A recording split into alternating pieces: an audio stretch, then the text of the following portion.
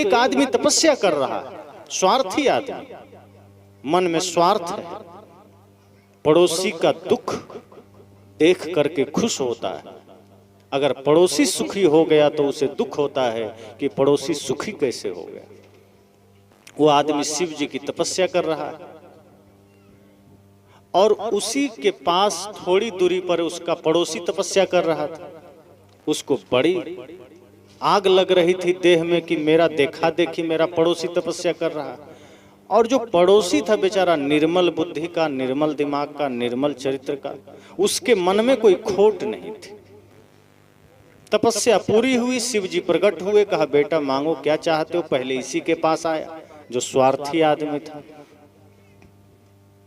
इसने कहा प्रभु बड़ी मेहनत से आपकी तपस्या की है, इसलिए जो मांगेंगे सब दीजिएगा। शिव जी ने कहा मैं दूंगा लेकिन एक शर्त।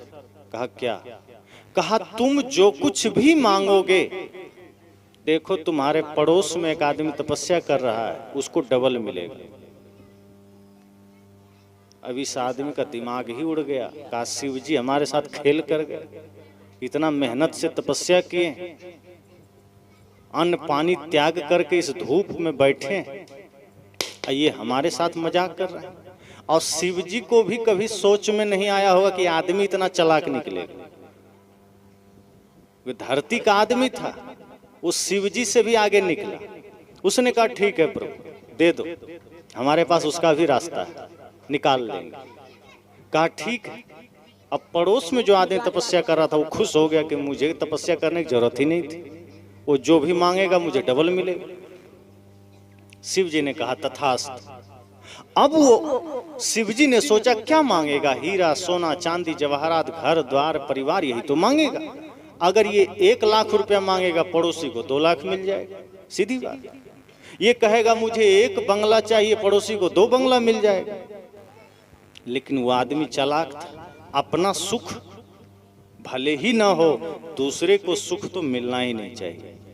अपना नरक में जी लेंगे पर पड़ोसी को तो महानरक मिलना चाहिए। उसने कहा प्रभु मेरी 1 आंख फोड़ दो। अब जानते पड़ोसी का दोनों आंख फोड़ गए। शिव जी का तो दिमाग चकरा गया। कहा ये आदमी ऐसा भी सोच सकता है, हम तो सोचे ही नहीं थे, हम ही फंस गए। लेकिन वचन दे दिए, पीछे भी नहीं हट सकते। शिव जी अब सोचने लगे पता नहीं मूर्ख क्या मांग लेगा आगे।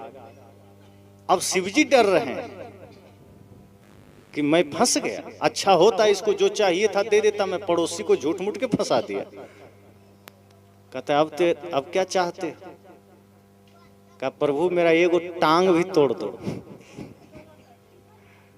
अब पड़ोसी का दोनों टांग टूट गया। वो सोचा 1 आंख से मैं देख लूंगा, 1 टांग से चल भी लूंगा, लेकिन पड़ोसी तो जाएगा नरक में। शिव जी कहा बस आखिरी बचा, अब पता नहीं ये क्या मांग लेगा। शिव जी सोचते हैं भाग जाएं, फिर सोचते हैं वचन दिए। उसने कहा एगो मेरा किडनी भी फेल कर दो। अब पड़ोसी का दोनों किडनी फेल, बेचारा मर गया। पहली बार शिव जी को भी झटका लगा कि आदमी के चक्कर में नहीं पड़ना चाहिए।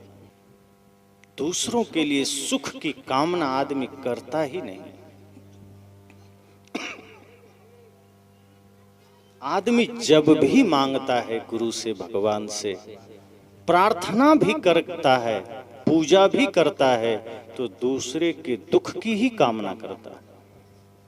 संत कहते हैं धन्य है वे लोग जो यह कामना करते हैं कि सर्वे भवन्तु सुखिनः सर्वे सन्तु निरामया सर्वे भद्राणि पश्यन्तु मा कश्चित् दुख भाग भवेत्। कहा वे लोग धन्य हैं जो सबके सुख की कामना करते हैं, जो सबके स्वास्थ्य की कामना करते हैं, और ऐसे लोग धरती पर कम मिलते हैं।